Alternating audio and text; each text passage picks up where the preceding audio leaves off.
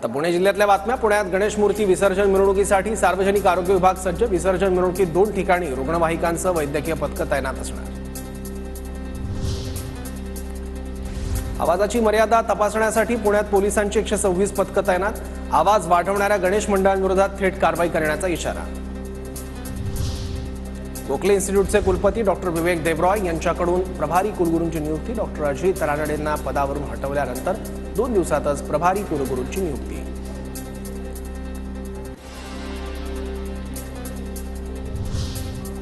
अकरावीच्या प्रवेशांसाठी 6व्या फेरीची गुणवत्ता यादी 24 सप्टेंबरला जाहीर होणार। कनिष्ठ महाविद्यालयांमध्ये प्रवेशासाठी अद्याप 43,169 जागा रिक्त। वर्ष होऊनही राज्यातील काजू मंडळ कागदावरच। विमा भरपाई न मिळाल्यानं काजू उत्पादक हवालदिल। माजी नगरसेवक वनराज आंदेकर खून प्रकरणी मोठी कारवाई। खून प्रकरणातील 21 आरोपींवर पुणे पोलिसांकडून मोक्का अंतर्गत कारवाई। जागतिक बाजारात भारतीय कांद्याचा दर उच्चांकीच। कांदा उत्पादकांना दिलासा मिळण्याची शक्यता कमी। केंद्र सरकारने निर्यात कर पूर्ण रद्द करण्याची मागणी।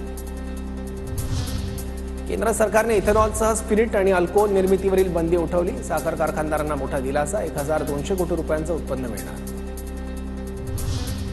पुण्यात गणेश विसर्जनासाठी मुठा नदीपात्रात पाणी सोडण्यात येणार नाही। कृत्रिम हौदांमध्ये श्रींचं विसर्जन करावं लागणार।